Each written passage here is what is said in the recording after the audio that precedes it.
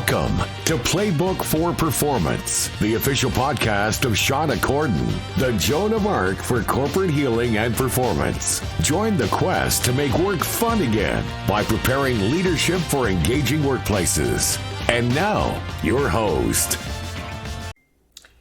This week we're talking about conflict in teams. And before you hit skip and move to your next podcast or the next video on your YouTube channel, do recognize that conflict can be productive. It's not necessarily something you want to avoid.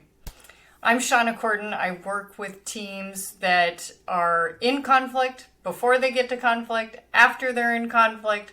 I'm happy to make teams work better. And today we're really going to talk more about the necessary and productive parts of conflict when it's done the right way.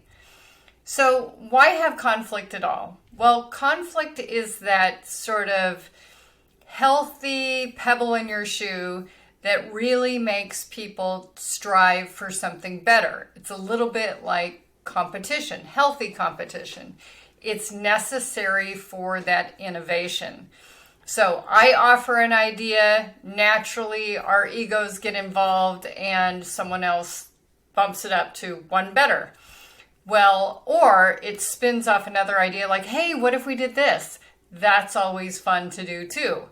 But conflict in teams is this sort of healthy pushing each other to be better.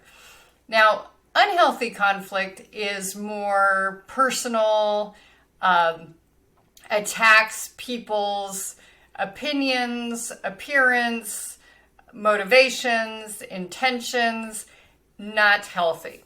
So what are the different kinds of conflict that I see in my practice? Well, it could be just task conflict. You said you were going to do this, you didn't do it, or I was going to do that, why did you do that without asking me?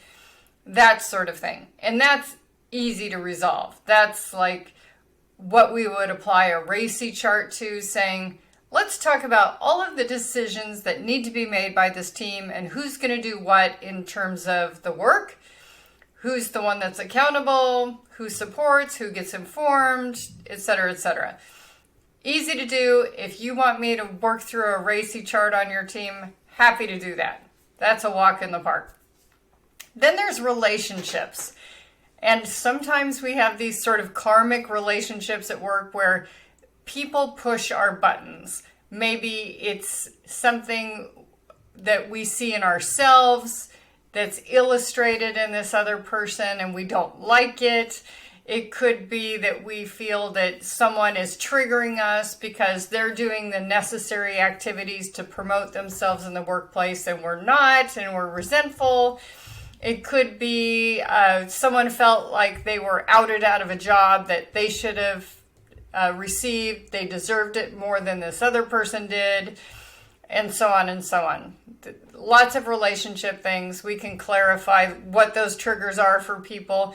Generally, triggers are another form of healthy competition. It's a wake-up call to say, hey, get moving. And then there's processes. Inevitably, in matrixed organizations, or people will be measured in a way that causes conflicting objectives. It's like, I need to ship as many things outside the, door as possible so our organization gets revenue, and yet I'm penalized for these other measures that are someone else's reward. That happens all the time. I try to clarify those things, but in general, it will happen a bit. And then there's goal conflict. I'm trying to save money. I'm trying to lose weight. If I lose weight, I'll have to upgrade some pieces in my wardrobe, but then I'll have to spend money on those things. So that's just a simple, obvious thing like that. Analyzing where the majority of your conflict comes from is important. It's usually task-oriented or process-oriented, and sometimes it's disguised as a relationship. And we'll get into that more. But the important thing is that we address them early. Often what happens is it feels a bit like a pinch when you first notice this conflict. It's a bit like boundaries. And then people don't say anything because they have this artificial harmony in their workplace. And we've talked about that in the podcast a couple of times. And then what happens is you get pinched again and pinched again. And finally, people have had it and they blow up and they have fired no warning shot whatsoever. They just explode saying, why are you doing this? You've done this 10 times. But this is the first time the offending party has been informed of this. So we want to avoid that at all costs, because sometimes what's said in that eruption is something that's quite hard to take back. It's important that in this process of addressing them early, that the safety is present for people to express themselves. We want to express our challenges about the problems, not the people. So when we get into personal attacks, questioning intention, integrity, things like that, that's very hard to repair. So we want to keep it on the problem, talk about the issue in conflict, not the people that are in the conflict. Because there's a lot of assumptions and extremes that are happening there because people are too emotional at that point. We want to practice to the point of feeling like a kindergartner, active listening. Everybody wants to be heard. Everybody wants to be acknowledged. So as people are volunteering their concerns and we are giving them the space to express them safely, we want to be able to paraphrase back what we heard before we add on, acknowledge, anything like that. So if someone's complaining about the temperature in the break room being too high, the first thing that needs to come out of anybody's mouth is, I hear you saying the temperature is too high. Then ask your question or acknowledge or agree. But make sure that you're paraphrasing in the process. That's part of that active listening piece. We also want to make sure that we're listening for not just what's being said, how it's being said, and what's not being said. If there's an implication that someone's responsible for the heat in the break room and it's not being said, we want to say, is there anything more you want to express about that? Or do you feel it's a particular person's responsibility? And so on and so on. We do want leaders to have the team collaborate to solve the problem. Too often leaders will come in and they'll act like mom and dad and they'll say, okay, this person's right, this person's wrong. And as much as it's fun to be Solomon and be wise in your judgment, it's actually much more effective to have the parties negotiate amongst themselves using your rules of engagement that you've already developed as a team. So being respectful, not talking over each other, looking for a win-win. All of these things might be part of your rules of engagement that you want the team to adhere to as they collaborate to solve the problem. Now, it's not always possible. Sometimes you will have to come in and you'll have to mediate, and that's just fine. The mediation process is acting like an interpreter between the two parties. I hear so-and-so saying this. Is that accurate? Okay. Joe, what do you think about what you just heard? Joe needs to acknowledge what he just heard before he says what he heard. So all of these things are really important. And then finally, once the dust has settled and people are back to their regular plans, we want to do a follow-up. Is it still working? Was the collaboration effective? What lessons did we learn? In hindsight, how could we have prevented this if that's a necessary conversation? And what are some best practices? So it might be, let's take it out of the building. Let's make sure that we're in a place where people don't have deadlines. Let's make sure that calm heads are prevailing. You know, let's take a break if it's getting too heated. Things like that. We want to make sure that we do the follow-up And then that actually gets posted on the wall the next time that we are in productive or maybe bordering unproductive conflict. So you might think about, well, why would I want to work on this? I'd rather just avoid it and stuff it and just make sure that things go on. Well, there's all kinds of productive conflict out there. And a lot of times it is generated by just our general personality type.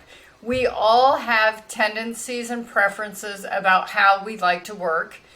And when others approach us with their preferences and tendencies that are different than ours, sometimes we can butt heads. Some people, love to procrastinate till the last minute, and then they slide into home base with their homework and just say, here it is. And they're done, they're comfortable with that. Others are like, I need to pace this, I need to be able to scale it, I need it to be predictable, and they just rub each other the wrong way. Well, the natural solution to that is, how do you adapt to one another's styles? How do you meet in the middle? I wrote a whole book on this.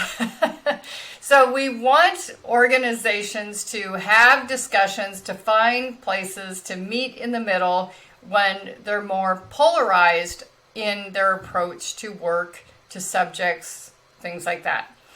Unproductive conflict is where we get personal. We attack the person, we attack their opinion, we attack the origin of the formation of that opinion, whether it might be a data source or how they're thinking about the problem. These are just insulting. Doesn't help anybody to do it that way. We really want to make sure that we're looking at the facts.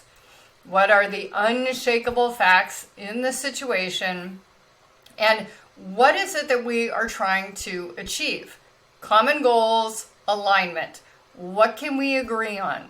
Those things are very important. So when it comes to the break room metaphor, what is it that we want from our break room? Well, we probably want it to be relaxing. We probably want it to be kind of a serene space to break away from the pressures of the day. We might want it to be a lively and social space where we can snack, socialize, things like that. Those could be very different perspectives. And so collect those perspectives from everybody and say, what is it that we want the break room to be like? And maybe we alternate days. Monday, Wednesday, Friday, it's the Zen. Tuesday, Thursday, there's a party going on there. It's a cantina. So think about that, discuss that, air those opinions, get everyone's opinions out there, and then start talking about alignment. How do we get there? So things like that can be very important and good exercises for teams to work on, even though the break room seems like a big deal. If I don't like it, I'm going to go sit in my car. Well, it is a big deal because those are where you're going to build the muscle for how are we going to resolve this emergency drill with our carrier that can't get any of our product out, that sort of thing. So in terms of strategies and building that muscle, I would suggest that you have some conflict exercises that you do as a team. And probably one of the best is to examine a past conflict with the team.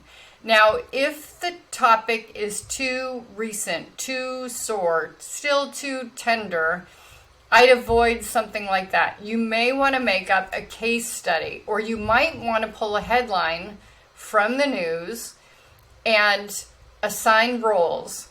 These people are the CEOs, these people are the stockholders, this is the whistleblower. How are you going to resolve this conflict? Who was involved? What was the problem? Where did it take place? How was it resolved, if it has been resolved? Practice the active listening, practice role play, practice mediation. It doesn't have to be the leader being the mediator. It could be anybody. It might be the calmest head in the room. And then give feedback. This particular method that you used was especially calming. I felt triggered by this other approach. The word why made me defensive. Things like that can be very helpful. to build people's muscles in terms of conflict. Now, it's always great to take a deep breath. Sometimes it's better to walk, things like that. But have some focus, have some strategies for yourself, have some strategies for the team. Talk about how you want to do this. If you're noticing that your team has a complete absence of conflict, I'd suggest that you're not performing at the level that you really could be. It could be that your team needs to engage in more conflict, have less artificial harmony, because the main drawback of too much harmony is that you're not holding each other accountable.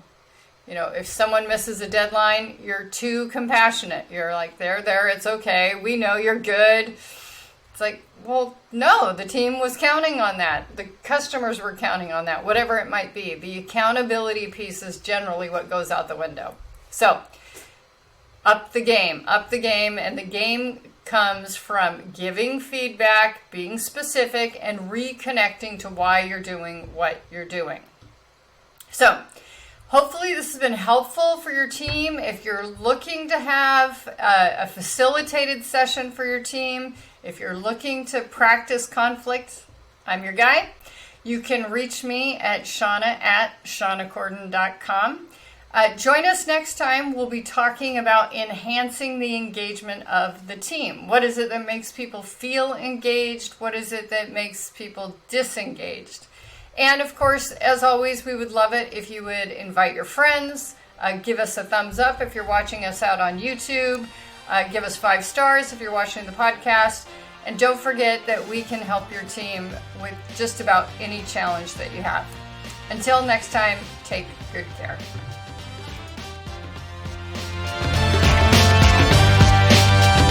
Thank you for listening to Playbook for Performance. To learn more about Shawna Corden, her consulting programs and tools, please visit her website at shawnacorden.com and follow us on social media